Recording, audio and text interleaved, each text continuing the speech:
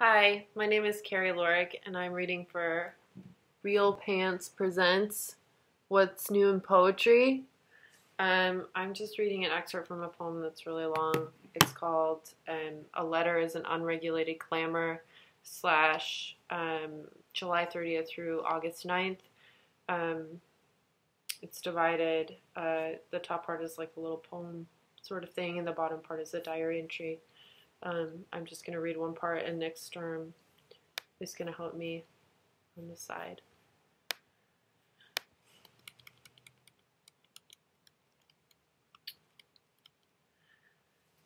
A text my cunning plans, a text my crop top, a text agitates the beloved, a text, a list, a fist, a text cultivates a procession, a growing curve into what I invent.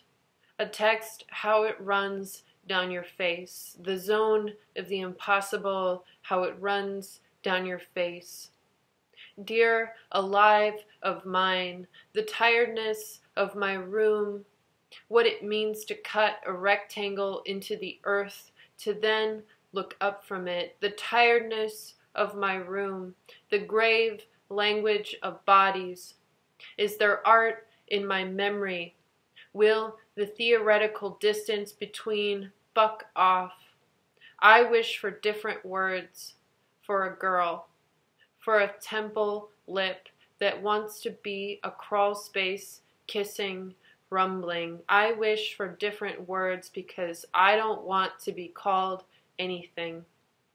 Dear alive of mine, the danger of trauma, I said in a letter to S, even in its slightest forms, even in tiny, relentless harm, is how quickly space for reflection, for word after word translation, for remarkable trips through a whole bunch of people lying down and looking up at the ceiling disappears.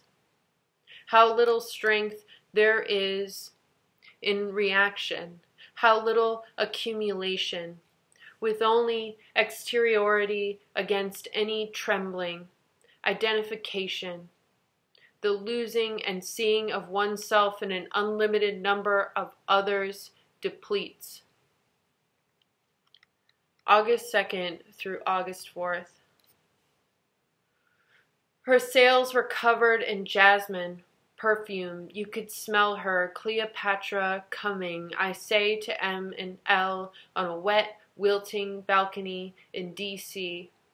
Later, in her kitchen in Northampton, Massachusetts, Kay tells N and me about the floral arrangements Emily Dickinson used to write poems for, the blossoming with the word stuck inside, the gifts she would have sent to her friends, the pungency of lingering just outside, I say to myself while stirring soup. Intricate ships, says N in response, quoting Alice Notley. It took us 2 or 3 Uber drivers to get here, to this place where the balcony is, to this place where the balcony is coming out of the earth. The excess of arrival.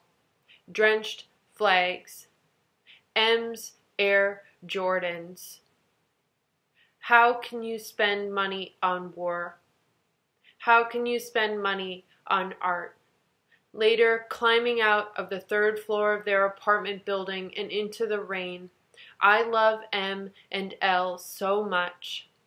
L and I stand close and look past the rain. We see glistening pyramids between the water coming down. We see glistening pyramids between the letters in the sky. We see Frida Kahlo in gold and red lying in the desert in the cracked mud, partially propped up on her soft elbow while plants pour from her soft guts. In my dream the night before, people have gold and red smeared on their foreheads, blue on their chin. They reach across the counter and give me a pastry. Later, N is reading Kate Zambrino's Heroines, and we're talking about reiteration in the book, about reiteration of the book, how a power, the pyramids between, how a female power, the pyramids between, must repeat a thing, the pyramids between, so intensely in order to be heard, in order to be regarded. The excess of arrival, the amount of territory we have to express hunger, a power, the pyramids between, a female power, the pyramids between, dying while trying to speak, while trying to say. You might have seen me, you might have witnessed me, scent and blossom, scent and red feathers, they squeal. Mermaids are never going to dream, it says in my notebook. Kay tells us about the rabbit squeal, the red feathers a rabbit emits just before it dies. Red feathers, why do they emit from the small body just before it dies? It squeals, not for itself, not in effort for itself, but for the potential nearness. But for the potential nearness of another underprivileged creature in rabbit fur, hidden close by or underneath or in the slippage between bodies, between Marie in gold and Marie in tar, between the fear of who you might have to become to create living.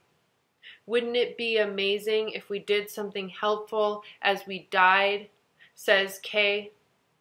Elle and I stand on the roof talking, not talking. We face the rain coming down. We face the dark, the sensing moving past us. We face the pyramids lodged between the water coming down. We face the pyramids lodged between the letters, a gathering of sound.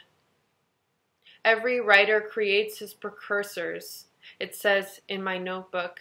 It's a Borges quote I transcribed incorrectly. It should say every writer creates his own precursors.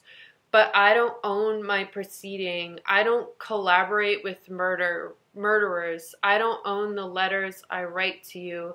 But I do know something about being flooded with interconnectivity, about sensing your movements from far away, there vibrating, all touching and tension. When I am near to you again, I see that sensing release itself. A pollen into the air. The pyramids between. I know how to soften violence. I begin in the hung-over day with A in the kitchen by putting coconut milk in my coffee. Close by, N sits on a balcony over Brooklyn. An excess of arrival is an excess of beginning and an excess of risk. A swarm. The pyramids between. Intricate ships, they change the water's place around them. M doesn't mean to hurt my feelings when he feels he has to explain or translate in an email the way C talks. The interesting way C talks. We don't know how to say war is too expensive. We know how to say art is too expensive. Sometimes sensing the line, the space between poetry and anything else is so painful, is so full of interconnectivity, is so full of mystery, going unrecognized, untouched, and unacknowledged that I want to swallow a butterfly. I want to swallow the orange segments of the butterfly, the red feathers of the butterfly, dying on the clean lawn. We have food in the morning in Brooklyn. We sit on grass where the shudder is felt. N and I cry, saying goodbye to A, because climbing out of the third floor of her apartment building and into the rain, we love A so much. We love so much. She hands me a leaf. It looks like a chrysalis. I have been here before. I have to heal myself in the alcove of the dream pumping into itself air. I have to heal myself in language and people that are not used. but made here in me, with me, despite me, the excess of arrival, a slew of ribbons.